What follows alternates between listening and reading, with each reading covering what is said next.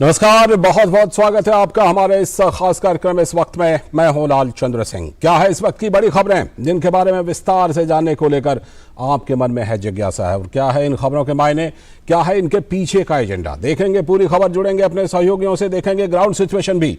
और आज हम खास तौर पर बात करेंगे एनडीए की ओर से राष्ट्रपति पद की उम्मीदवार द्रौपदी मुर्मू ने अपना नामांकन दाखिल कर दिया और उनको लगातार कई पार्टियों का समर्थन मिलता जा रहा है। और आज की खास चर्चा जो होगी वो महाराष्ट्र में महाविकास आघाड़ी का महासंग्राम अब किस मोड़ पर है, और महासंकट से निपटने के लिए और सरकार बचाने के लिए अब क्या दांव पेच चला जा रहा है। साथ ही होंगी कुछ और भी बड़ी खबरें और कुछ अहम सवाल भी, लेकिन सबसे पहले देख लेते हैं क्या है इस वक्त की हेडलाइंस। एनडीए की तरफ से राष्ट्रपति पद की उम्मीदवार द्रौपदी मुर्मू ने राष्ट्रपति चुनाव के लिए नई दिल्ली में भरा अपना नामांकन। प्रधानमंत्री, रक्षा मंत्री और गृह मंत्री सहित कई राज्यों के मुख्यमंत्री भी रहे मौजूद।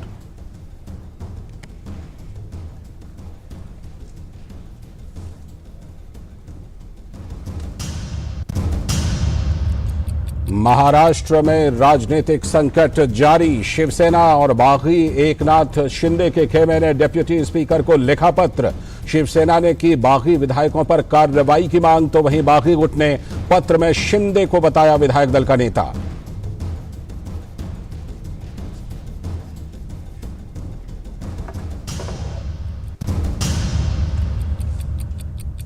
ब्रिक्स के 14वें शिखर सम्मेलन के दूसरे दिन प्रधानमंत्री नरेंद्र मोदी वर्चुअली होंगे शामिल। कल पीएम मोदी ने की कोविड-19 से उभरती अर्थव्यवस्था को और गति देने के लिए सहयोग बढ़ाने की अपील। ब्रिक्स न्यू डेवलपमेंट बैंक की बढ़ती सदस्यता पर भी जताई खुशी।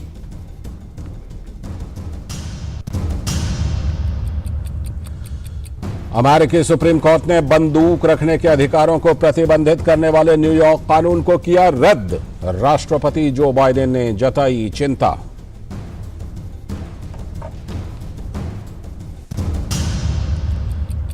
और केवड़िया में 2 दिवसीय राष्ट्रीय सम्मेलन की हुई शुरुआत। केंद्रीय युवा कार्यक्रम एवं खेल मंत्री अनुराग सिंह ठाकुर की सम्मेलन में राज्यों और केंद्र शासित प्रदेशों के युवा कार्यक्रम एवं खेल विभाग के मंत्रियों और प्रभारी सचिवों के साथ बात। ये थी इस वक्त की हेडलाइंस, और अब देखते हैं खबरों को विस्तार से। सबसे पहले बात आज के पहले एजेंडे की, और पहला जो एजेंडा है वो ये है कि द्रौपदी मुर्मू जो एनडीए की राष्ट्रपति पद की उम्मीदवार हैं, उन्होंने नई दिल्ली में अपना नामांकन भर दिया है, अपना पर्चा दाखिल कर दिया है राष्ट्रपति पद के लिए एनडीए की उम्मीदवार द्रौपदी मुर्मू ने। और प्रधानमंत्री नरेंद्र मोदी भी रहे द्रौपदी मुर्मू के नामांकन के समय मौजूद। रक्षा मंत्री राजनाथ सिंह और गृह मंत्री अमित शाह भी इस अवसर पर मौजूद रहे, और भाजपा के राष्ट्रीय अध्यक्ष जेपी नड्डा और कई राज्यों के मुख्यमंत्री भी इस मौके पर मौजूद रहे। एनडीए के बाहर की पार्टियों का भी द्रौपदी मुर्मू को मिल रहा है लगातार समर्थन। द्रौपदी मुर्मू को मिल चुका है बीजू जनता दल का भी समर्थन। ओडिशा में सत्ताधारी पार्टी है बीजू जनता दल। वहीं आंध्र प्रदेश में सत्तारूढ़ वाईएसआर कांग्रेस का भी द्रौपदी मुर्मू को समर्थन का ऐलान। विपक्ष की पार्टियों पर भी द्रौपदी मुर्मू की उम्मीदवारी से बना है दबाव। और दूसरी तरफ विपक्ष के उम्मीदवार यशवंत सिन्हा 27 जून को अपना नामांकन पत्र भरेंगे। तो ये खबर इस वक्त की, और इस खबर पर हमारे साथ हमारे 2 संवाददाता जुड़ रहे हैं। हमारे साथ कुमार आलोक हमारे संवाददाता जुड़ चुके हैं, और साथ में राजेश राज भी हमारे साथ जुड़ चुके हैं, दोनों संवाददाता। चलते हैं सबसे पहले आलोक, जिस तरह से कि द्रौपदी मुर्मू के नामांकन के समय बड़े बड़े नाम, प्रधानमंत्री, रक्षा मंत्री, गृह मंत्री, बीजेपी के अध्यक्ष, कई राज्यों के मुख्यमंत्री मौजूद रहे, उससे क्या संकेत मिलता है, और क्या ये लगता है कि जिस तरह उनको समर्थन मिलता जा रहा है, बढ़ता जा रहा है, ये उसी का प्रतीक था? देखिए 2014 अगर हम इसके पहले जो हम बात करें, जब राष्ट्रपति का चुनाव हुआ था, जब रामनाथ कोविंद निर्वाचित हुए थे और काफ़ी बड़े अंतर से वो निर्वाचित हुए थे, तो उस समय की अगर हम बात करें तो लोकसभा में जो संख्या थी भारतीय जनता पार्टी और एनडीए की, तो 2019 में संख्या काफ़ी बड़ी है। अगर स्ट्रेंथ की बात करें हम लोकसभा और राज्यसभा की बात करें। जी। अब अगर हम विधानसभाओं की बात करें तो छत्तीसगढ़ में और राजस्थान में उस समय बीजेपी की सरकार थी और विधानसभा में उनका बहुमत था, इस पर बहुमत उनका कमा है। इसके अलावा शिवसेना उनके साथ थी, एनडीए के साथ थी, जो शिवसेना इस समय एनडीए के साथ नहीं है। लेकिन इसके बावजूद जिस तरीके का एक जादुई जो आंकड़ा होता है जिसको जुटाना है एनडीए को, उसमें थोड़ा शक लग रहा था जब ममता बनर्जी ने जब 22 दलों को एक साथ बुलाया था विपक्षी उम्मीदवार देने के लिए, तो उसमें 22 में से 5 दल नहीं आए उनके उस मीटिंग में। नवीन पटनायक को भी उन्होंने पत्र लिखा था, तो ऐसा लग रहा था कि नवीन पटनायक क्या डिसीजन लेंगे क्या नहीं लेंगे। लेकिन जब कैंडिडेट को उतारा गया एनडीए की तरफ से, द्रौपदी मुर्मू की जो दावेदारी दी गई, उसके बाद से तुरंत उन्होंने स्वीकारा और उन्होंने तुरंत समर्थन दिया। तो ये एक बहुत बड़ी जीत थी एनडीए की। और उसके बाद वाईएसआर ने भी समर्थन एनडीए को दिया है, यानी द्रौपदी मुर्मू को दिया है। इसके अलावा अभी जो विपक्षी खेमा है, खासकर हेमंत सोरेन की अगर हम बात करें झारखंड मुक्ति मोर्चा की, तो हेमंत सोरेन के साथ अभी बहुत उहापोह की स्थिति में है, क्योंकि वो ट्राइबल की राजनीति से उभरे हैं और ट्राइबल ही उनका राजनीति का बेस रहा है। इसलिए उनकी पार्टी या उनके जो विधायक हैं या उनके दल के जो और कद्दावर सदस्य हैं, उन पर भारी प्रेशर है कि वो उनको समर्थन करना होगा। तो देखना होगा कि हेमंत सोरेन आज मतलब उनका डिसीजन क्या होता है। और ऐसी आशा की जा रही है कि हेमंत सोरेन की ओर से भी समर्थन का पत्र मिल जाएगा। इसके अलावा नीतीश कुमार और भारतीय जनता पार्टी के बीच पिछले कुछ दिनों से ऐसे बयान आ रहे थे, इसमें तल्खियां दिख रही थी, लेकिन नीतीश कुमार ने भी समर्थन किया, पुरजोर समर्थन किया आप कहें। अगर वही बिहार में अगर आप देखें कि चिराग पासवान नीतीश कुमार के साथ उनकी नहीं बन रही है, लेकिन वो चिराग पासवान यहाँ पर द्रौपदी मुर्मू को समर्थन देते हुए नजर आ रहे हैं। उधर जो चिराग पासवान के विरोधी उनके जो भाई हैं, उनका जो गुट है, लगातार समर्थन मिल रहा है। बने रहिए हमारे साथ आलोक। मैं जरा राजेश के पास चलता हूं। राजेश, जिस तरह की संसद में नामांकन किया द्रौपदी मुर्मू ने, आप वहां पर मौजूद थे, कई राज्यों के मुख्यमंत्री भी मौजूद थे, प्रधानमंत्री, रक्षा मंत्री, गृह मंत्री और बीजेपी अध्यक्ष के साथ साथ कौन कौन से मुख्यमंत्री वहां पर मौजूद थे, और क्या किसी ने बात की उनके नामांकन के बारे में वहां से निकलने के बाद?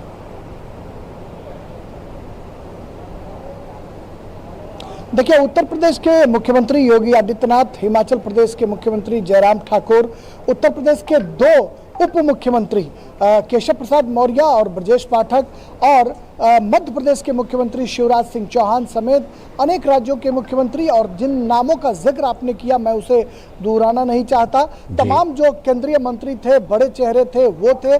जनता दल यूनाइटेड के सांसद जो प्रस्तावक थे, संतोष कुशवाहा जो पूर्णिया के सांसद हैं, चंद्रवंशी जो जहानाबाद के सांसद हैं, ललन सिंह स्वयं मौजूद थे जो राष्ट्रीय अध्यक्ष हैं जनता दल यूनाइटेड के, और इसके अलावा लोजपा जो पारस गुट का है, पशुपति कुमार पारस, उनके भतीजे प्रिंस, नवादा के जो सांसद हैं सूरजभान सिंह के भाई चंदन, वो मौजूद थे। महबूब अली कैसर जो खगड़िया के सांसद हैं वो मौजूद थे। अनुप्रिया पटेल जो घटक दल की मजबूत जो हैं वो साथी हैं, वो मौजूद थी। तो कुल मिलाकर हम कह सकते हैं कि जितने बड़े नाम जिनका आपने जिक्र किया, उसके अलावा सहयोगी दल के तमाम लोग थे, और तमाम जो मुख्यमंत्री यहाँ पर आए, जिस तरीके से एकता का प्रदर्शन किया गया, और पार्लियामेंट लाइब्रेरी में बैठक करने के बाद प्रधानमंत्री नरेंद्र मोदी ने स्वयं उस जत्थे का नेतृत्व किया, और तमाम लोग इकट्ठे होकर प्रधानमंत्री द्रौपदी मुर्मू को लेकर संसद भवन परिसर में दाखिल हुए, और राज्यसभा के जो महासचिव हैं उनके कक्ष में जाकर 4 सेट में नामांकन दाखिल किया गया। एक बड़ा हुजूम था, एक बड़ा संदेश था, बड़े चेहरे थे, और एक आदिवासी महिला जो समाज के हाशिए पर पड़े, संघर्ष की दास्तान, एक शिक्षिका से लेकर रायसीना हिल्स तक पहुंचने का जो उनका संघर्षों भरा सफर है, वो कहीं ना कहीं इस हुजूम, इस जत्थे में हर किसी की जुबान पर था कि एक साधारण शिक्षिका, परिवार में कई हादसों की शिकार रही एक महिला, फिर से पढ़ाई करने के बाद शिक्षिका बनी, वार्ड काउंसिलर के रूप में अपने करियर की शुरुआत की, और अब राष्ट्रपति भवन तक पहुंचने की तैयारी कहीं ना कहीं हर किसी के जुबान पर थी। राजेश, इसमें बीजेडी के और वाईएसआर कांग्रेस के प्रतिनिधि भी शामिल थे, क्योंकि उन्होंने समर्थन का ऐलान किया हुआ है। जी बिल्कुल, जो मैंने आपको पहले भी बताया था कि जो विपक्ष की जो कई पार्टियां हैं, उनके साथ आ जाने के बाद कहीं ना कहीं जो उम्मीद की किरण है वो बढ़ती हुई दिखाई पड़ रही है। और हम सब लोग जानते हैं कि एनडीए का पार्ट एंड पार्सल नवीन पटनायक की जो पार्टी है बीजू जनता दल वो नहीं है। इसके बावजूद उन्होंने उड़ीसा की नागरिक होने के नाते उन्होंने द्रौपदी मुर्मू को समर्थन देने का ऐलान किया और उनकी पार्टी की तरफ से जो है वो 2 प्रतिनिधि उस प्रस्तावक के रूप में वहां शामिल थे। और ये उम्मीद की जा रही है कि ट्राइबल सियासत में विश्वास करने वाली जो भी पार्टियां हैं उनसे भी द्रौपदी मुर्मू समर्थन की गुहार करेंगी, गुजारिश करेंगी। और एक सियासत में कहा जाता है लालचंद्र की कई बार संदेश दिया जाता है, जो ट्राइबल और सोशल जस्टिस में विश्वास करने वाली पार्टियां हैं वो अगर द्रौपदी मुर्मू को समर्थन नहीं करती हैं तो कहीं ना कहीं उनकी सियासत खतरे में पड़ सकती है। तो एनडीए ने द्रौपदी मुर्मू को नहीं बल्कि एक ऐसी आदिवासी महिला को राष्ट्रपति पद का उम्मीदवार बनाया है कई दलों पर विपक्षी पार्टियों को भी दुविधा में डाल दिया है, सख्ते में डाल दिया है। बिल्कुल। और इसी सख्ते में कुछ पार्टियां हैं आलोक, जैसे कि अगर झारखंड मुक्ति मोर्चा की चर्चा करें हम, और कुछ और पार्टियां आलोक जिनमें कि जो राजेश जिसका जिक्र कर रहे हैं कि उनके अंदर ये दुविधा है, कब तक उनका दुविधा समाप्त हो सकता है आलोक?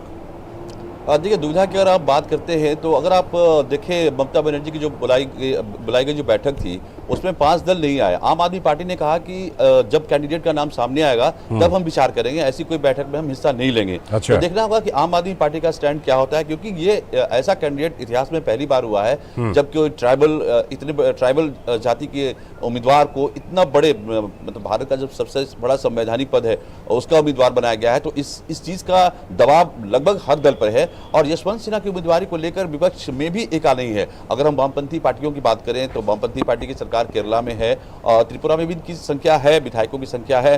तो इनके अंदर भी यशवंत सिन्हा की उम्मीदवारी को लेकर के कुछ खासे उत्साह नहीं है। तो अभी देखना होगा कि आने वाले जब तक 27 तारीख तक नॉमिनेशन नहीं करते हैं यशवंत सिन्हा, तो हमें वेट एंड वॉच करना होगा कि क्योंकि एनडीए तो एकदम इंटैक्ट है। इंटैक्ट होने के साथ साथ उसको अन्य दलों का भी समर्थन मिल रहा है, जैसा कि आपने बताया बीजू जनता दल और जगन रेड्डी की पार्टी का।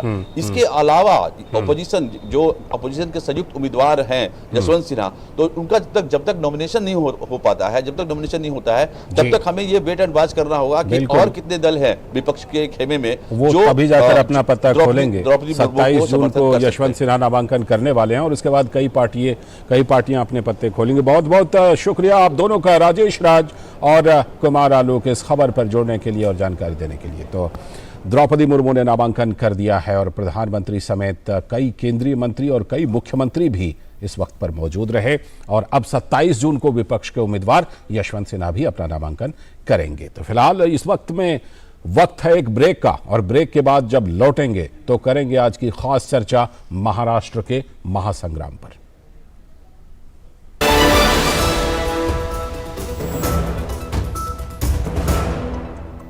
हीरे जैसे बदन को तराशता है एलॉइस हेयर रिमूवल क्रीम। त्वचा बनेगी शाइनी और लवली। एलॉइस हेयर रिमूवल क्रीम। त्योहारों का समय हो और खाने की बात ना हो, ऐसा तो हो ही नहीं सकता। मिठाइयाँ, नमकीन और तरह तरह के पकवान और व्यंजन हमारे त्योहारों का एक हिस्सा हैं, पर इनमें से कई व्यंजनों में छुपा हुआ है अत्यधिक तेल या चिकनाई, चीनी, नमक, खतरनाक ट्रांस फैट्स जो हमारे स्वास्थ्य को नुकसान पहुंचाते हैं और कई बीमारियों की जड़ हैं। आप पूछेंगे तो क्या त्योहार में भी हम ये सब नहीं खाएं? जवाब है खाइए, लेकिन थोड़ा कम। अपने स्वास्थ्य का ध्यान रखते हुए ज्यादा तेल या चिकनाई वाले, अधिक चीनी और नमक वाले खाने जैसे मिठाइयाँ, नमकीन, तले हुए खाने आदि का सेवन सीमित करें। अपने खाने में ताजे मौसम के फल और सब्जियाँ, सलाद और अंकुरित दालों को शामिल करें। पानी भी सही मात्रा में पिएं, जिससे शरीर में पानी की कमी ना हो और टॉक्सिन्स भी निकल सके। आइए हम अपने त्योहारों को सेहतमंद खाने के साथ मनाएं। और हाँ, त्योहारों के समय व्यायाम को मत भूलिए। त्योहार आपसे हैं, सेहत है तो त्योहार हैं। Food safety and standards authority of India द्वारा जनहित में जारी।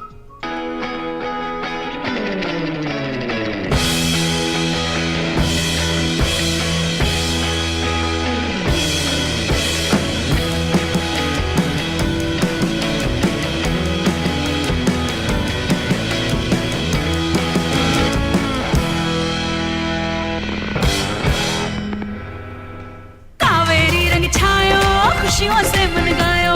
कावेरी रंग छायो, कावेरी मेहंदी कोन हाथों पर उतरे प्यार के गहरे रंग। होंगे बच्चे स्वस्थ, फले फूलेगा बचपन।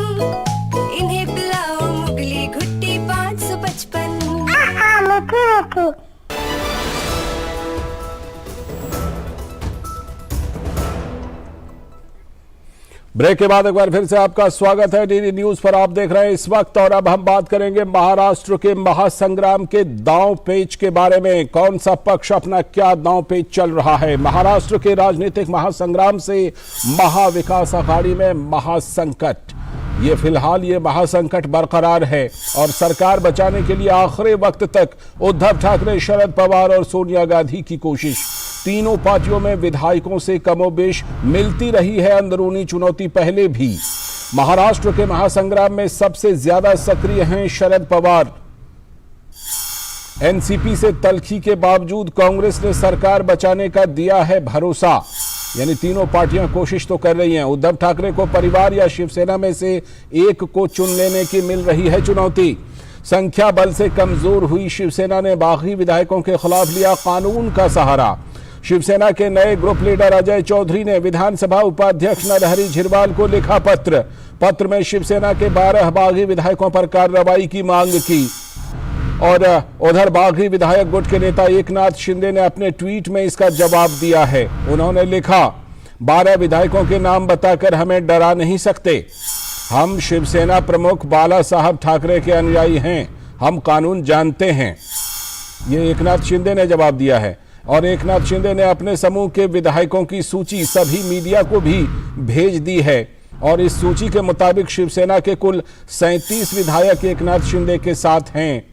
और हालांकि ये संख्या बढ़ गई है। एकनाथ शिंदे ने 9 निर्दलीय विधायकों की भी सूची भेजी है। बहुमत का जादुई आंकड़ा खो चुके महाविकास अघाड़ी ने अब कानूनी दांवपेच का सहारा ले लिया है। सदन के उपाध्यक्ष भेज सकते हैं 12 विधायकों को नोटिस। आज राज्य के राज्यपाल भगत सिंह कोश्यारी को मिल सकती है अस्पताल से छुट्टी। और इसके बाद सियासी घमासान के बीच राज्यपाल ले सकते हैं स्थिति का जायजा।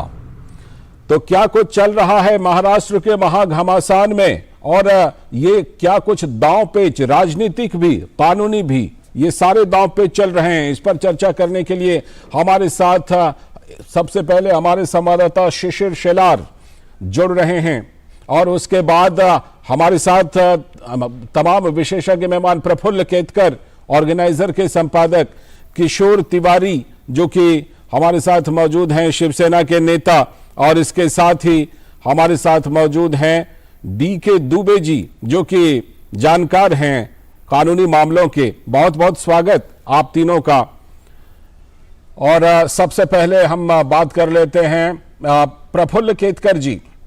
जिस तरह से महाराष्ट्र का ये महासंग्राम चल रहा है और उसके बाद अब जिस तरह राजनीतिक दांवपेच के साथ साथ कानूनी दांवपेच का सहारा लिया जा रहा है, क्या कोशिश है, क्या किसी भी तरह से जो महाविकास अघाड़ी है उसकी कोई कोशिश, कोई दांवपेच, कोई रंग दिखा सकती है क्या?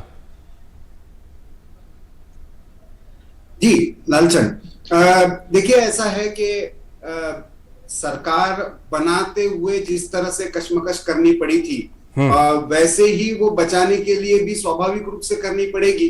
क्योंकि मैं जैसे कहता आ रहा हूं कि ये बेसिकली एक बंडल ऑफ कॉन्ट्रडिक्शंस बना हुआ इन तीनों पार्टियों का। मेल ना आइडियोलॉजिकल लेवल पर जमता है ना ग्राउंड पर बनता है। लेकिन जो भी हित संबंधों के आधार पर उन्होंने सरकार बनाई, अब वो बचाने के लिए जब वो किसी भी एक खेमे के पूरे नहीं होते, जो हमने राज्यसभा के वोटिंग के समय भी देखा, हमने लेजिस्लेटिव काउंसिल में, विधान परिषद के वोटिंग में भी देखा जी। अब जिस तरह के शब्दों का प्रयोग एक दूसरे के विरोध में, अभी तक तो ये चल रहा था कि एकनाथ शिंदे हमारे ही है, वो वापस आ जाएंगे, लेकिन अब जिस तरह की भाषा और जिस तरह का शब्दों का प्रयोग होने लगा है कि हम जमीन पर भी लड़ेंगे, हम कानूनी भी लड़ेंगे, तो ये मुझे लगता है कि कुछ रेखाएं खींच गई है।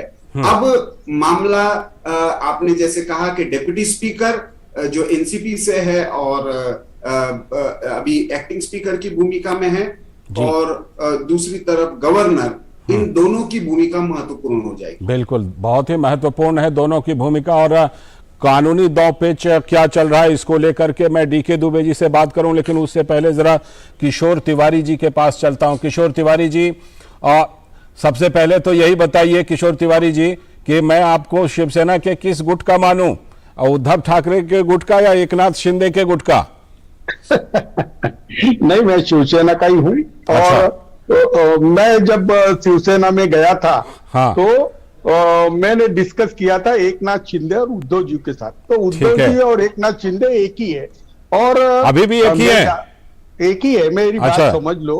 हाँ, हाँ। ये कितने भी मैं प्रफुल्ल के थ्रू ही मैसेज देना चाहता हूँ कि हाँ। अगर कल एकनाथ शिंदे बोल रहे थे कि राष्ट्र की जो महाशक्ति है वो हमारे साथ है, हाँ। तो देखिए मैं अभी बताता हूँ कि 16 विधायकों के बारे में हमें ऐसा लगता है कि वो बीजेपी के तरफ झुके हैं, लेकिन बचे हुए सब हमारे साथ है। हमारे साथ 18 लोग हैं, लेकिन अब तुम्हारे अच्छा, आप 16 विधायक मान रहे हैं, है ना? आपको लगता है 16 विधायक बागी हुए हैं? मैं बता रहा हूँ कि कई लोग है ना, हमारे केवल 54 रहते हुए वहां पर 60 लोगों की भी गिनती कर ले रहे। तो मुझे लगता है होटल के वेटर या आसाम के विधायकों की गिनती चल रही है। लेकिन मैं एक बात कबूल करता हूं लालचंद जी कि पार्टी के अंदर राष्ट्रवादी और कांग्रेस के साथ सरकार बनाने में मतभेद है, और उनके जो बुनियादी मतभेद है जो उन्होंने उजागर किए हैं उस पर उद्धव जी गौर कर रहे हैं, और हम किसी भी हालत में एकनाथ शिंदे को खोना नहीं चाहते। लेकिन अभी जैसे प्रफुल्ल ने बताया कि डेप्यूटी स्पीकर वाली बात आएगी, डिस्क्वालिफिकेशन होगा, फिर बीजेपी के कार्यकर्ता जो है कोश्यारी जी वो अपना काम करेंगे, फिर हाई कोर्ट सुप्रीम कोर्ट होगा। आप खोना तो नहीं चाहते हैं, लेकिन सारे हालात बता रहे हैं कि एकनाथ शिंदे कम से कम जो है वो 3 दर्जन से ज्यादा विधायक लेकर निकल चुके हैं। मैं कानूनी मामलों पर आऊंगा डीके दुबे जी, लेकिन पहले जरा राजनीतिक अपडेट ले लेता हूं शिशिर से। शिशिर, क्या कुछ राजनीतिक अपडेट है वहां से? क्योंकि जिस तरह से अब दांव पेच खेला जा रहा है, राजनीतिक दांव पेच के साथ साथ अब मामला कानूनी दांव पेच तक आ रहा है, जिसमें विधानसभा उपाध्यक्ष, राज्यपाल और हो सकता है आगे चल करके कोर्ट भी सम्मिलित हों। इस वक्त क्या कोशिश चल रही है, अंतिम कोशिश? बिल्कुल, देखिए हालांकि अब जो कि जिस प्रकार से संजय राउत का बयान हमने देखा, जिस प्रकार से उन्होंने कटाक्ष किया, कहीं ना कहीं चेतावनी भी दी कि अगर जरूरत पड़े तो रास्ते पर भी उतरा जाएगा, कोर्ट की हालांकि जो भी प्रक्रिया वो चलती रहेगी। हालांकि इस बात को लेकर अब शिवसेना में ही कहीं ना कहीं अंतर्गत विरोध है। मैं बागी खेमे की बात नहीं कर रहा हूं, बल्कि जो वो ऐसे नेता है जो कि शिवसेना के साथ, मतलब उद्धव ठाकरे जी के साथ इस वक्त है। भास्कर जाधव जो कि कोंकण से विधायक है, उन्होंने इस पर अपना बयान रखा। अब जब बयान दिया उन्होंने कहा कि हालांकि जो इस प्रकार से भाषा संजय राउत उपयोग कर रहे हैं वैसा नहीं करना चाहिए। जो भी नेता है वो बागी नेता शिवसेना के, तो ऐसे में उनके खिलाफ अगर कार्रवाई करनी है तो सोच समझकर करनी चाहिए। साथ ही साथ अगर वो शिवसेना से रूठे हैं, कुछ बात अगर बनी नहीं है, तो ऐसे में उनसे बातचीत करने की जरूरत है, ना कि उनके साथ दो हाथ करने की जरूरत है। तो ये कहीं ना कहीं अब शिवसेना से भी आवाज उठ रही है। जो बागी नेता अब तक नहीं है उनसे आवाज हालांकि उठी, जिस प्रकार से बयान हमने सुबह देखा। हालांकि दूसरी और इस वक्त अगर देखा जाए तो उद्धव ठाकरे जो है अपना खेमा बांधने में जुट गए हैं। इसलिए मैं कह रहा हूं क्योंकि कल अगर देखा हमने तो कल मुंबई के जो पदाधिकारी है शिवसेना के, उनके साथ उन्होंने आज कल बैठक की, और आज जो है जितने भी जिला प्रमुख है महाराष्ट्र के उनके साथ बैठक इस वक्त साफ बात है कि विधायक कहीं ना कहीं जो लोग गए हैं, तो जो पार्टी संगठन के नेता हैं उनसे बैठकों का दौर जारी है। मैं आता हूं आपके पास, लेकिन थोड़ी सी कानूनी, क्योंकि देखिए राजनीतिक लड़ाई के बाद फिर ये कानून पर ही जाएगा। डीके दुबे जी, जब ये कानूनी लड़ाई अब बनती नजर आ रही है, तो इसमें क्योंकि विधानसभा के अध्यक्ष नहीं हैं, उपाध्यक्ष हैं, फिर राज्यपाल आज से कमान संभाल रहे हैं, आगे चल करके कोर्ट में भी मामला जा सकता है। किस तरफ ये मामला जाता दिख रहा है डीके दुबे जी?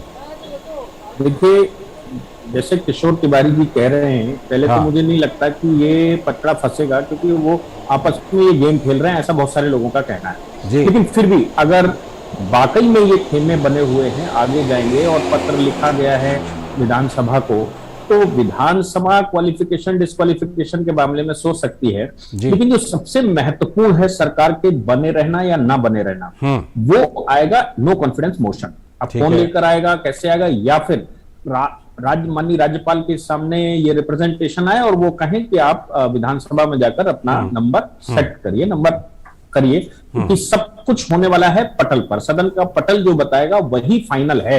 उसके अलावा ये जितनी बाहर की राजनीति चल रही है ये सदन के बाहर ही रहने वाली। अब सदन के अंदर पटल पर जिस समय जाएगा उस समय जो विधानसभा की चेयर पर बैठे होंगे उनका रोल जाता है। अब चेयरमैन आप कहें कि वो विधान स्पीकर नहीं है, लेकिन जो बैठा है वही स्पीकर है, वही निर्णायक भूमिका में होगा। तो स्पीकर क्वालिफिकेशन डिस्क्वालिफिकेशन के मामले में ये फंसाते हैं, क्योंकि स्पीकर के पास पावर होती है और हमारे कोर्ट भी बहुत बार ये कह चुके और ये हम देख चुके हैं कई बार, कर्नाटक विधानसभा का चाहे मामला हो या कई विधानसभाओं में इस तरह का बहुत बार कोर्ट कह चुका है कि पहले स्पीकर का डिसीजन आ जाने दीजिए, फिर हमारे पास आई। बिल्कुल अब स्पीकर का जब निर्णय आ जाएगा क्वालिफिकेशन डिस्क्वालिफिकेशन की मेजोरिटी उसी पे डिपेंड करेगी कि भाई आप सदन के सदस्य है भी कि नहीं, कितने सदस्यों की सदन है। फिर ये मामला कोर्ट में चैलेंज होगा और ये डिसाइड करना पड़ेगा कि स्पीकर का जो डिसीजन है वो डिसीजन कितना कानूनी है, कितना उसमें फैक्चुअल करेक्शन है, और उसके आधार पर माननीय न्यायालय फिर आगे की डायरेक्शन देगा। सामान्यतः ये जो परिस्थिति है, इस परिस्थिति में स्पीकर जो डिसीजन लेता है उसके अगेंस्ट में ही ऑर्डर हुए हैं लगभग कोर्ट के, क्योंकि ये बायस हो जाता है यहां पर जाकर। मैं लौटता हूं डीके दुबे जी आपके पास, लेकिन किशोर जी जिस तरह से एनसीपी के डेप्यूटी स्पीकर हैं इसीलिए लगता है आप थोड़े से मुस्कुरा भी रहे हैं, क्योंकि आपको लगता है कि कानूनी लड़ाई का पहला दौर तो मैं जीत लूंगा, कुछ ऐसा है क्या? नहीं, ऐसा नहीं है। मैं एक बात क्लियर करना चाहता हूं कि हम किसी भी हालत में हमारे जो विधायक गए हैं वो हमारे खेमे में लौट जाएंगे, ये अपेक्षा रखते हैं। अभी मैं दुबे जी को बता देता हूं कि पार्टी के मीटिंग को उपस्थित नहीं रहने की वजह से डिस्क्वालिफिकेशन नहीं होता। जब तक वो पक्ष विरोधी कार्रवाई करेंगे नहीं तब तक नहीं होगा। लेकिन डिप्टी स्पीकर हमारा होने के वजह से डिप्टी स्पीकर के निर्णय को कोर्ट भी इंटरफेयर नहीं करता है, लेकिन इतने दूर तक जाने की जरूरत नहीं पड़ेगी। वहां पर हमें 20-22 विधायकों ने कह दिया है कि हम उद्धव जी के खिलाफ नहीं जाएंगे, और उद्धव जी के खिलाफ नहीं जाने के लिए सारे के सारे विधायक तैयार है, वो अपना नेता मानते हैं, लेकिन इस अलायंस के खिलाफ है। ये आपका दावा है, लेकिन वहां से जो वीडियो और तस्वीरें जारी हो रही हैं, बयान जारी हो रहे हैं, वो तो उसके बिल्कुल उलट है। लालचंद जी, ये जो ट्विटर पे इंग्लिश में लिखा जा रहा है, तो एकनाथ शिंदे बड़े दबंग नेता है लेकिन इंग्लिश वगैरह नहीं लिखते। ये बीजेपी के तरफ से हो रहा है, फोटो भी बीजेपी के तरफ से हो रहा है। बीजेपी पर पूरा इल्जाम लगा रहे हैं, बीजेपी पर पूरी जिम्मेदारी डाल रहे हैं। लेकिन प्रफुल्ल जी इस बार हम ऐसा देख रहे हैं कि बीजेपी की तरफ से बड़े कम बयान आ रहे हैं। क्यों? ये किस वजह से है? क्योंकि देखिए बीजेपी वहां का मेजर प्लेयर है, बीजेपी के पास सबसे ज्यादा सीटें हैं, उसके बावजूद बीजेपी की तरफ से बयान बड़े कम आ रहे हैं। प्रफुल्ल जी, कुल मिलाकर ऐसे दिख रहा है कि बीजेपी ने वेट एंड वॉच की पॉलिसी, क्योंकि पिछली बार बीजेपी ने जल्दबाजी में वहां पे सरकार बनाने की कोशिश की थी, तो अभी ये इंटरनल इनका आपस में मिल जाए, क्योंकि जिस तरह से दुबे जी भी कह रहे थे और स्वयं तिवारी जी भी कह रहे हैं कि वो हमारे ही है, तो क्या मुंबई म्युनिसिपल कॉर्पोरेशन बीएमसी के चुनाव से पहले एनसीपी कांग्रेस से पल्ला छुड़ाने के लिए क्या ये उद्धव ठाकरे की रणनीति है? ऐसा भी दबे आवाज में कुछ शिवसेना के लोग कह रहे हैं।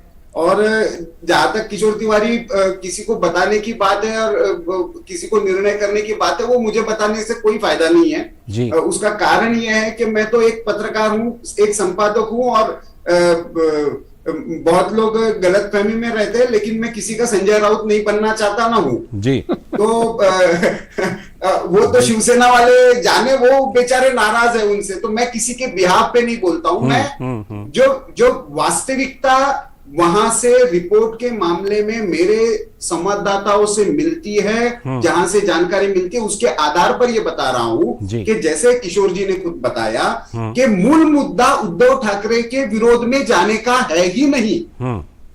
शिवसेना उद्धव ठाकरे के नेतृत्व में है या एकनाथ शिंदे के नेतृत्व में है, शिवसेना एनसीपी कांग्रेस के साथ जाएगी या नहीं, ये मूल मुद्दा है। और उद्धव ठाकरे बार बार इससे आप ध्यान डाइवर्ट करने की कोशिश कर रहे हैं कि शिवसैनिक मुझे सीएम पद पर नहीं, ये भावनिक मुद्दा बनाने की कोशिश। मुझे लगता है पेच यहां पे फंसा है, मिसकम्युनिकेशन यहां पे फंसा है कि लोग कह रहे हैं आप एनसीपी कांग्रेस का साथ छोड़ दो, और उद्धव ठाकरे कह रहे हैं आप मुझे सीएम नहीं बनाए रखना चाहते। जी चलिए, आप चारों हमारे साथ बने रहिएगा, हम इस बातचीत को जारी रखेंगे, लेकिन फिलहाल वक्त है एक ब्रेक का। ब्रेक के बाद जब लौटेंगे तो इस चर्चा को हम जारी रखेंगे।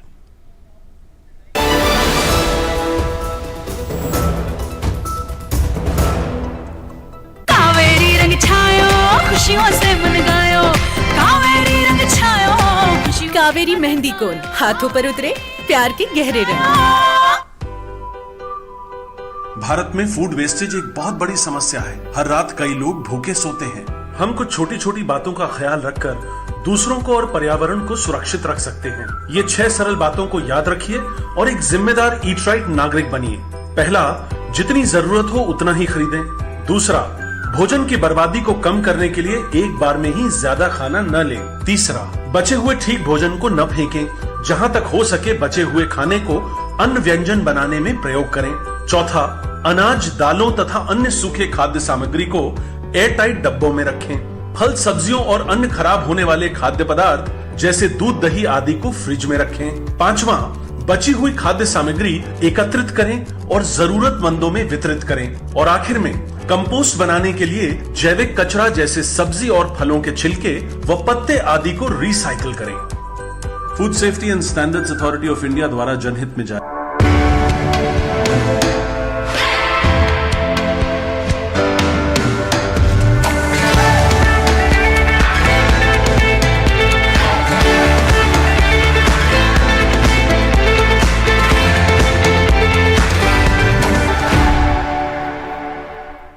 Power Grid, a Maharatna PSU of Government of India, largest transmission utility of country, embarked on one such remarkable journey to establish one nation, one grid, one frequency, culminating into one electricity market. Power Grid, transmitting power, transforming lives.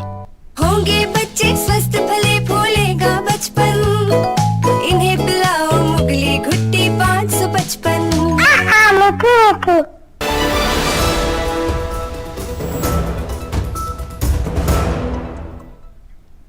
Break के बाद एक बार फिर से आपका स्वागत है। तो जैसा ब्रेक पर जाने से पहले हम महाराष्ट्र के महासंग्राम के दांव पेंच पर चर्चा कर रहे थे। हमारे साथ हमारे मेहमान जुड़े हुए हैं। किशोर तिवारी जी शिवसेना के नेता हैं, अभी तक कह रहे हैं कि हाँ हम उद्धव ठाकरे वाले शिवसेना के नेता हैं। संविधान विशेषज्ञ डॉक्टर हमारे साथ डी.के. दुबे जी हैं, एडवोकेट डी.के. दुबे जी, और प्रफुल्ल केतकर जी ऑर्गेनाइजर के संपादक हैं। मैं डी.के. दुबे जी, इसके बाद जैसे हमने देखा है, पहले भी हमारे पास कई नजीर है, चाहे कर्नाटक विधानसभा की बात करें या उत्तर प्रदेश विधानसभा की बात करें या कई अन्य विधानसभाओं की बात करें, तो महाराष्ट्र विधानसभा में आपने जैसा कहा कि फ्लोर टेस्ट पर जाकर के मामला तय होगा, लेकिन हमने देखा है कई बार फ्लोर टेस्ट को लेकर के ही तकनीकी विवाद हो जाते हैं, कानूनी विवाद हो जाते हैं। कौन कौन सी स्थितियां बनती नजर आ रही हैं महाराष्ट्र विधानसभा में?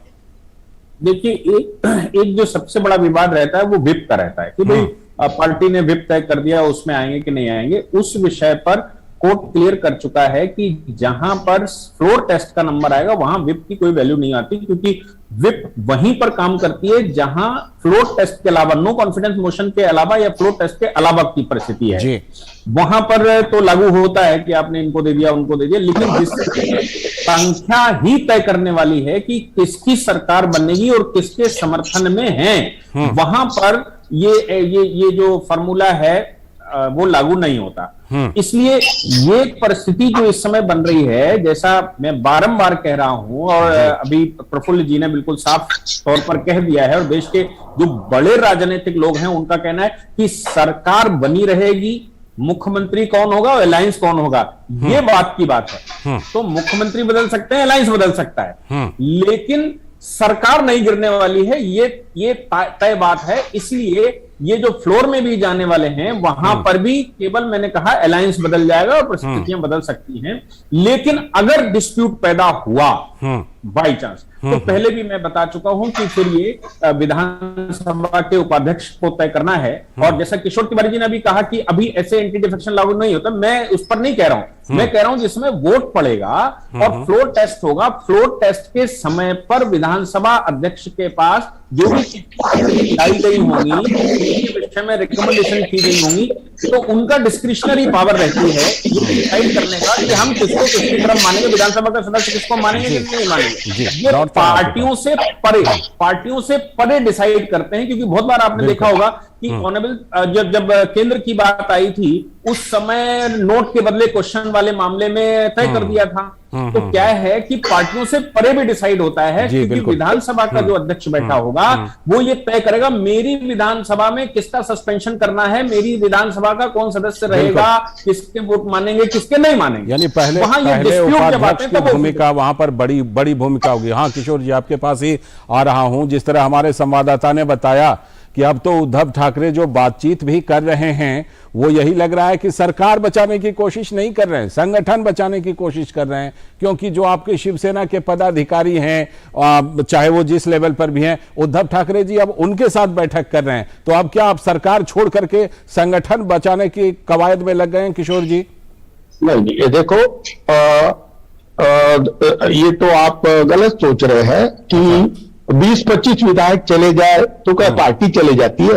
ये बाड़ा साहब ने अपना खून पसीना बहा के बनाई हुई पार्टी है और उद्धव जी ने भी इस पार्टी को संजोया है। और एकनाथ शिंदे उनका ही प्रोडक्ट है, उन्होंने ही उसको मिनिस्टर बनाया आनंद दिघी के जाने के बाद, और वो भी मानते हैं। देखो, उद्धव जी को नेता कोई मानता नहीं, ऐसा कोई भी गुवाहाटी में नेता नहीं है।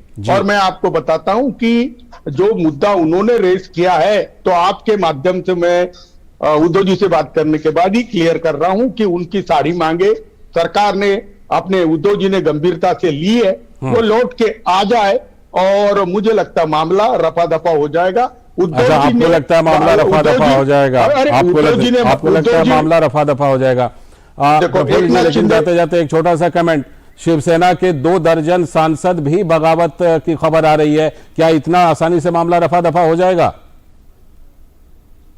नहीं, देखिए, मुझे लगता है कि फिर से मूल मुद्दा वहीं पे रहेगा कि क्या शिवसेना उद्धव ठाकरे की है या एकनाथ शिंदे की है, वो एनसीपी कांग्रेस के साथ रहना चाहती है या नहीं। ये बड़ा सवाल है, बिल्कुल ये बड़ा सवाल है। और इसको जब तक एड्रेस नहीं करते उद्धव ठाकरे, मुझे लगता है तब तक रास्ता नहीं निकलेगा, क्योंकि बात यहाँ पे आकर अटकी है। तो यही काम एनसीपी कांग्रेस के नेता को ही क्यों हो रहे हैं और हमारे काम क्यों नहीं हो रहे हैं सत्ता में हमारे मुख्यमंत्री रहते हुए? बिल्कुल यही सवाल विधायकों ने पूछा है, जो बड़ा सवाल है। बहुत बहुत शुक्रिया आप तीनों का, किशोर तिवारी जोड़ने के लिए, डीके दुबे जी आपका भी जोड़ने के लिए, और प्रफुल्ल जी जोड़ने के लिए और चर्चा करने के लिए। तो यही सवाल है कि क्या महाअघाड़ी में शिवसेना बनी रहेगी या बाहर निकलने के लिए तैयार है। तो फिलहाल इस वक्त में वक्त आ गया एक ब्रेक का। ब्रेक के बाद बढ़ेंगे कुछ और खबरों की तरफ।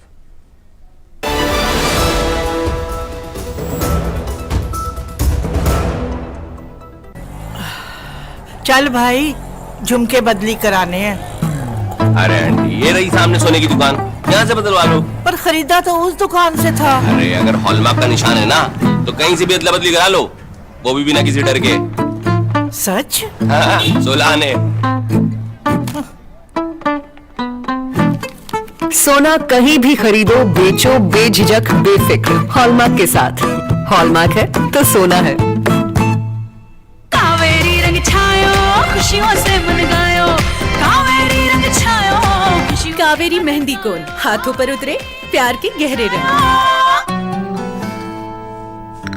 यार Ajay, look at your dad. हम इस उम्र में ऐसे रहेंगे क्या? बिल्कुल रहेंगे, अगर पापा जैसी सही प्लानिंग की तो। जैसे कि मेरे पापा ने इन्वेस्ट किया LIC के जीवन अक्षय में, जो दे रहा है इमीडिएट और guaranteed annuity at regular intervals, जिंदगी भर के लिए। वाह, पर हमें तो इस एज तक वेट करना पड़ेगा ना? बिल्कुल नहीं, हमने तो अभी इन्वेस्ट किया है LIC के न्यू जीवन शांति में, जो हमें देगा डिफर्ड एन्युटी, मतलब कुछ साल बाद से रेगुलर इनकम। आई सी।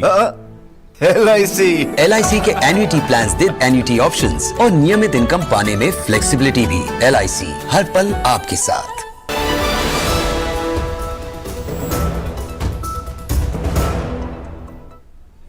ब्रेक के बाद एक बार फिर से आपका स्वागत है इस वक्त में, और अब हम बढ़ते हैं पंजाब की तरफ। पंजाब में विधानसभा का बजट सत्र शुरू हो चुका है। तो पंजाब में विधानसभा का ये बजट सत्र, और इस सत्र के दौरान भगवंत मान सरकार का ये पहला पेपरलेस बजट है। यानी कि पंजाब में अब विधानसभा में कागज का इस्तेमाल नहीं होगा। लोगों को कई महत्वपूर्ण फैसले की उम्मीद मान सरकार से। सरकार द्वारा अस्थायी कर्मचारियों को परमानेंट करने की बिल पर हो सकती है चर्चा। इस दौरान विपक्ष आम आदमी पार्टी को अन्य फ्रीबी के ऐलान की याद दिला रहा है। विपक्षी पार्टी कांग्रेस कानून व्यवस्था पर जोर शोर से उठाएगी सवाल, और कांग्रेस सहित दूसरी पार्टियां पंजाब की कानून व्यवस्था पर दे सकती हैं स्थगन प्रस्ताव भी। पंजाब की आम आदमी पार्टी सरकार पर फ्रीबी के वादे का बोझ, और ये फ्रीबी के बेहिसाब वादे बन गए हैं भगवंत मान सरकार के गले की हड्डी, ये सवाल है। और इसी सवाल को लेकर जुड़ रहे हैं अपनी संवाददाता आकांक्षा के साथ हम, जो हमारे साथ फोन लाइन पर मौजूद हैं। आकांक्षा, ये विधानसभा का जो सत्र है उसमें मान सरकार पर मुख्य तौर पर कानून व्यवस्था और फ्रीबी का जो वादा है, यही लगता है कि सबसे बड़े सवाल के रूप में उभरे हैं। जी बिल्कुल, आप सही कह रहे हैं। चुनाव से पहले आम आदमी पार्टी जो है 600 यूनिट बिजली मुफ्त देने का वादा किया था, जो अभी तक पूरा नहीं हो पाया। इसके अलावा 2 किलोवाट तक की बिजली जो मुफ्त को लेकर अभी भी संशय बरकरार है। फिलहाल इसके अलावा मुख्यमंत्री द्वारा 35,000 कर्मचारियों को पक्का करने की बात कही है। इसके बारे में इस बारी जो है बिल भी पेश किया जाएगा, और 25,000 भर्तियां करने की घोषणा भी कर रहे हैं। पर बेरोजगारी का अगर डाटा देखा जाए तो उसके साथ ये ज्यादा नहीं है। बेरोजगारी बहुत ज्यादा है। चुनाव से पहले आम आदमी पार्टी के प्रति महिलाओं को 1,000 रुपए देने का भी वादा था, जिसका अभी तक ये वादा पूरा नहीं हुआ है। अगर हम लॉ ऑर्डर की स्थिति के बारे में बात करें तो हाल ही में हमने 3 महीने में देखा है कि बहुत सारी घटनाएं हुई हैं। प्रसिद्ध सिंगर जो सिद्धू मूसेवाला था, उनका कत्ल हो गया था, जो बहुत बड़ा इंटेलिजेंस फेलियर था। फिर इंटेलिजेंस दफ्तर था, उसके ऊपर ग्रेनेड हमला हुआ था। तो 100 दिनों में जो सरकार की उपलब्धियां हैं उसमें बहुत सारी चीजें जो हैं उसमें जो उनके वादे थे वो पूरे नहीं हुए हैं। अच्छा, और दूसरी बात, संगरूर लोकसभा सीट के जो हाल ही में इलेक्शंस हुए थे उसमें भी मतदान जो है बेहद कम था। अगर मतदान कम था और इसका सीधा सीधा ये जाता है कि लोगों में उत्साह कम है। बिल्कुल जी बिल्कुल। तो सरकार के प्रति जो है कहीं ना कहीं लोगों के अंदर, और मैं आपको ये भी बताना चाहूंगी कि ये मौजूदा सरकार जो है 3 लाख करोड़ के कर्ज के नीचे है। तो ये फ्रीबी किस तरीके से वो मैनेज करेंगे, किस तरीके से दे पाएंगे, और किस तरीके से वो स्वास्थ्य और एजुकेशन का जो ढांचा है उसका विस्तार कर पाएंगे, इस बारे में अभी कोई भी चीज क्लियर नहीं है। बिल्कुल, बहुत बहुत शुक्रिया आपका जुड़ने के लिए। और यही सवाल है कि फ्रीबी का जो इतना बेहिसाब वादा किया है आम आदमी पार्टी ने, उसको पूरा कैसे करेगी। वक्त आ गया एक और ब्रेक का। ब्रेक के बाद जब लौटेंगे तो चर्चा करेंगे अफगानिस्तान को भारत की मदद की। देखते रहिए डीडी न्यूज।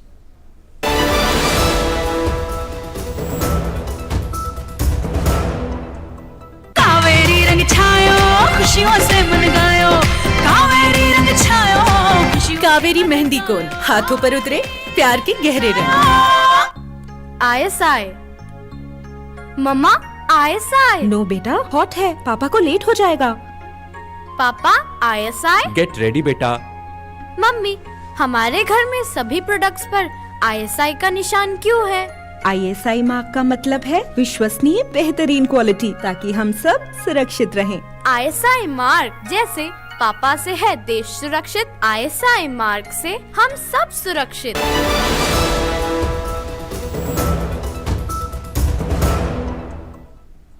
स्वागत है एक बार फिर से आपका डीडी न्यूज पर इस वक्त में। और अब बढ़ते हैं अगली खबर की तरफ और बात करते हैं कि अफगानिस्तान को भारत की तरफ से किस तरह से सहायता दी जा रही है।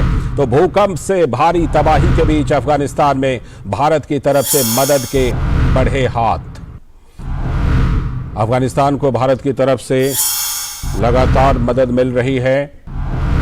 तो भारत की तरफ से ये देख सकते हैं आप तस्वीरें जिसमें कि भारत ने अफगानिस्तान को मदद के लिए अपने वायुसेना का जहाज भेजा है और वायुसेना का जो जहाज है ये मदद का सामान लेकर पहुंचा है।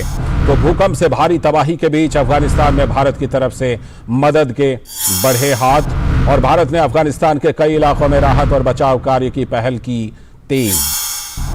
और भारत ने अफगानिस्तान के पीड़ित इलाके में भेजे राहत के जरूरी सामान। भारत की भूकंप राहत सहायता की दूसरी खेप काबुल पहुंच चुकी है। तालिबान के सत्ता में आने के बाद पहली बार अफगानिस्तान में भारतीय दूतावास में एक तकनीकी दल को गुरुवार को तैनात कर दिया गया। तकनीकी दल मानवीय सहायता की आपूर्ति में विभिन्न पक्षकारों के साथ समन्वय एवं करीबी निगरानी करेगा। पिछले साल अगस्त में तालिबान के सत्ता में आने के बाद भारत ने अपने दूतावास से अपने अधिकारियों को हटा लिया था और भारत ने अफगानिस्तान के पूर्वी पक्तिका प्रांत में आए शक्तिशाली भूकंप को लेकर राहत सामग्री भी भेजी है। और इस खबर पर जुड़ रही हैं हमारी संवाददाता मेघना देव, हमारे साथ जुड़ चुकी हैं। मेघना, सबसे पहले तो यही बताइए कि जिस तरह से कि तालिबान के सत्ता में आने के बाद भारत ने दूतावास बंद किया था, लेकिन अब इसके बाद से तकनीकी दल को वहां पर भारत ने शुरू कर दिया है। किस तरह से भारत की क्या कोशिश है और अब तक इस कोशिश के तहत भारत ने क्या क्या मदद भेजे हैं?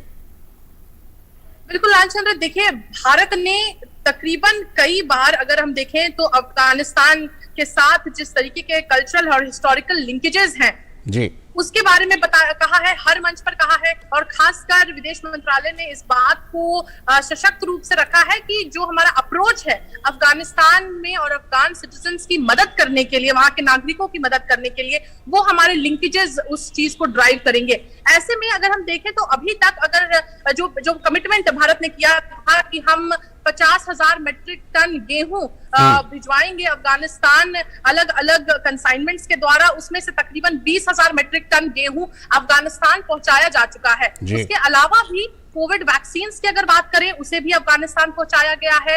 और विंटर क्लोथिंग की बात करें, जब ठंड का प्रकोप बहुत ज्यादा था वहां पर विंटर क्लोथिंग भी पहुंचाई गई है। और ना केवल अफगानिस्तान में बल्कि अगर हम देखें तो ईरान में भी जो वहां के रिफ्यूजीज हैं, वहां पे जो अफगान रिफ्यूजीज ईरान में हैं, उनके लिए भारत तकरीबन 1 मिलियन कोविड की जो वैक्सीन है उसको वहां पर भेजा। तो ना केवल अफगानिस्तान में अफगानी नागरिकों की जो वहां पर असिस्टेंस है उसको ध्यान में रखा जा रहा है, उसके साथ ही साथ जो रिफ्यूजीज हैं ईरान में हो या जो रिफ्यूजीज हैं उनके भी एक तरीके से उनको किस तरीके से असिस्टेंस मिले उस पर भी भारत ध्यान दे रहा है। बिल्कुल मेघना, विदेश मंत्रालय की तरफ से क्या इस तरह का कोई प्लान बताया गया है कि जिस तरह से अफगानिस्तान में भारी तबाही हुई है तो उसको लेकर के भारत और क्या क्या मदद भेज सकता है, ऐसी कोई योजना?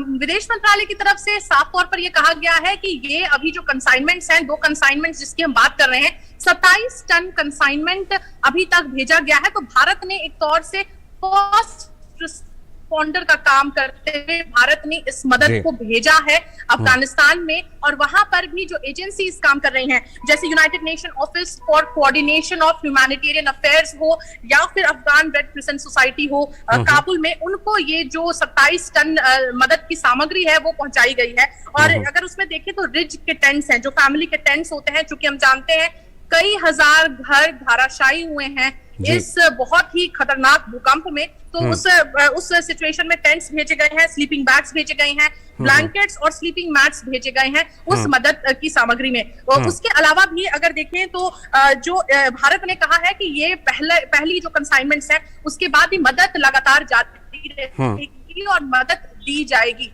और आज भी एक प्रेस कॉन्फ्रेंस अगर हम देखें तो आज भी ये वहां के काबुल में जो वहां की हेल्थ मिनिस्ट्री है उसके द्वारा ऐसी खबरें आ रही हैं, कहा जा रहा है कि जिस किस्म की तबाही इस भूकंप के कारण हुई है वहां पर उतना एड और मेडिसिन अवेलेबल नहीं है, जिसके कारण ये एक प्रॉब्लम है। अगर एडिशनल बेनिफिट की बात करें लालचंद्र यहाँ पर, तो जो भारत इस भूकंप के सिचुएशन में जिस तरह की एड भेज रहा है काबुल को, अफगानिस्तान को, उसी समय पे एक टेक्निकल टीम भी काबुल में डिप्लॉय कर दी गई एम्बेसी ऑफ इंडिया में। और वो हालांकि वो दूसरे पर्सपेक्टिव से डिप्लॉय की गई कि जो भी असिस्टेंस हम पहले से ही अफगानिस्तान को दे रहे हैं उस असिस्टेंस की डिलीवरी अच्छी हो, एफिशिएंट डिलीवरी हो। तो वो टीम भी एक किस्म से इस डिलीवरी जो अर्थक्वेक की रिलीफ डिलीवरी है उसको भी मॉनिटर कर पाई। बिल्कुल, बहुत बहुत शुक्रिया जुड़ने के लिए मेघना। आप इस खबर पर नज़र बनाए रखिएगा क्योंकि जो तबाही है वो काफ़ी तबाही का मंजर वो तस्वीरों में भी दिखता है और भारत पड़ोस पहले की नीति के तहत जिस तरह तुरंत वहां पर पहुंचा है, तो लगातार नज़र रखिएगा। आपसे आगे भी जानकारी लेते रहेंगे। फिलहाल आपका बहुत बहुत शुक्रिया। तो हमारी संवाददाता मेघना देव जुड़ी थी हमारे साथ क्योंकि अफगानिस्तान में जिस तरह की तबाही मची है तो भारत वहां पर राहत और बचाव में कार्यों में बिल्कुल तेजी के साथ लग गया है। और अब बढ़ते हैं आज की आखिरी खबर की तरफ। और आज की जो आखिरी खबर है वो पाकिस्तान की बदहाली से जुड़ी हुई है।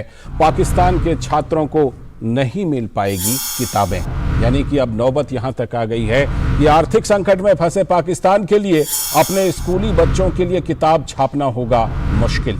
आयात बंद होने से अगले सत्र के लिए नहीं छप पाएगी किताबें क्योंकि जो पेपर है वो आयात नहीं हो पाएंगी। पाकिस्तान के पेपर एसोसिएशन ने सरकार की गलत नीतियों की मजम्मत की। पाकिस्तान के बुद्धिजीवियों ने कर्ज चुकता करने के लिए कर्ज लेने की जो पाकिस्तान की नीति है इसको घातक करार दिया है।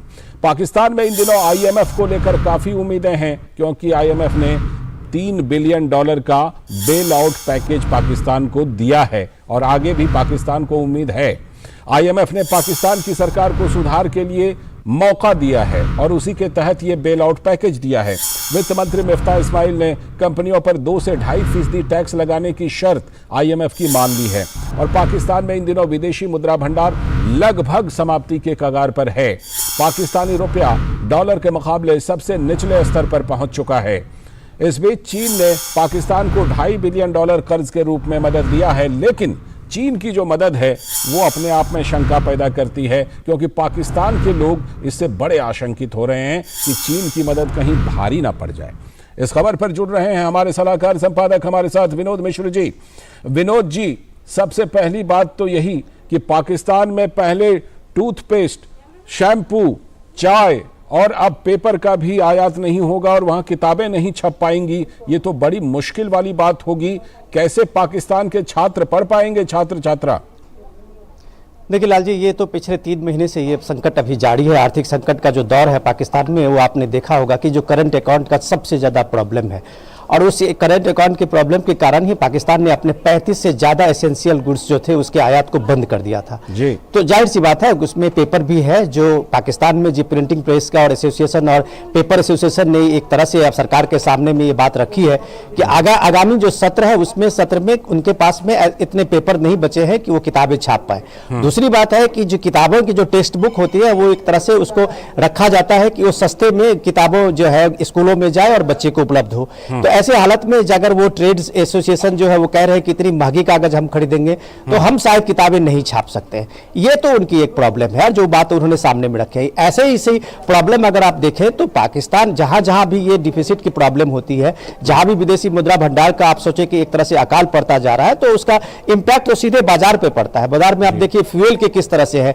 अब IMF ने पूरे बजट को डिक्टेट किया है इस बार पाकिस्तान में। ये भी पहला बार है कि पहली बार पाकिस्तान में जो बजट बने हैं वो IMF के शर्तों पे ही बने हैं और इस तरह के सदन में गवर्नमेंट की तरफ से ये माना गया है कि ये बजट जो है वो बिल्कुल IMF के ही क्या कहने पे बनाया गया। तो आप सोचिए कि एक महीने में जहां 15 दिन में पेट्रोल के 3 बार दाम बढ़े हों और पेट्रोल वहां 250 रुपए मिल रहे हो, वहां कागज तो एक छोटी सी चीज है जो एक टेक्स्ट बुक एक स्कूल के बच्चों को लेकर कंसर्न है, वहां तो पूरे आम जनता जो अभी तबाह है। और उसके बीच में जो बात वहां के इंटेलेक्चुअल्स इकोनॉमिस्ट कह रहे हैं वो सीधे सीधे ये बात कह रहे हैं कि पाकिस्तान की जो पॉलिसी इन्होंने बनाया है कि यहां लगातार कर्ज के लिए कर्ज लिया जा रहा है। तो अब आप देखिए कि पाकिस्तान किस तरह से चाइना के जो डेट ट्रैप है उसमें कैसे फंसता जा रहा है। जो कंसर्न अभी पाकिस्तान के सारे मीडिया ने आज उसको हेडलाइन में ली है कि आप $2.5 बिलियन पाकिस्तान डॉलर अगर आपको चाइना से आज मिला है और आप इसके लिए एक जश्न मना रहे हैं और पाकिस्तान बता रहा है कि चाइना हमारा सबसे बेस्ट पार्टनर है जो हमको इस रूप में मदद कर रहा है, लेकिन हम ये भूल जाते हैं कि पाकिस्तान एक कमर्शियल इंटरेस्ट लेता है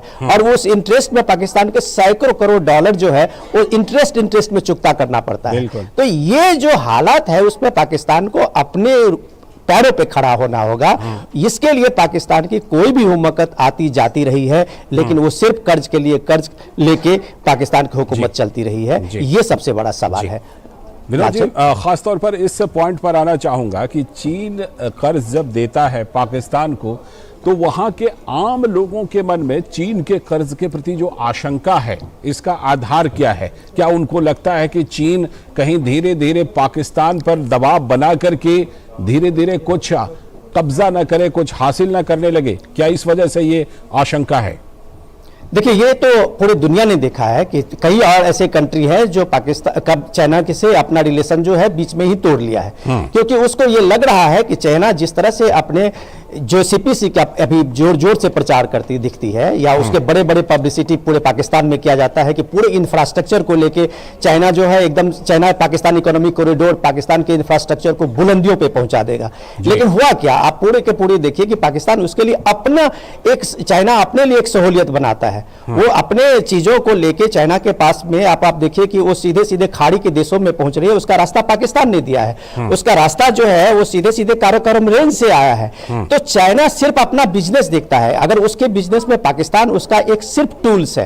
ये बात लोगों को समझ में आने लगी है। और ये बलूचिस्तान में जो चाइना के खिलाफ में जिस तरह से आप देख रहे हैं कि बगावत हो रही है, चाइना के खिलाफ में जिस तरह से लोग उठ रहे हैं, उसके पीछे यही है कि वो लोग जान रहे हैं कि हम एक तरह से जाल में फंस रहे हैं। ये विकास नहीं है, डेवलपमेंट नहीं है, वो सीधे सीधे एक व्यापार है और हम सीधे सीधे चाइना के इस चंगुल में फंसते दिख रहे हैं। यही बात लोग पाकिस्तान की हुकूमत को बार बार समझाते हुए नजर आ रहे हैं। जी, बहुत बहुत शुक्रिया विनोद जी जुड़ने के लिए और इस खबर पर चर्चा करने के लिए। चाइना की जो मदद है ना, वो भी लोगों को भारी पड़ती है, क्योंकि इस तरह के उदाहरण मौजूद हैं और पाकिस्तान के लोगों के मन में, वहां के बुद्धिजीवियों के मन में यही संशय। बहुत बहुत शुक्रिया आपका जुड़ने के लिए।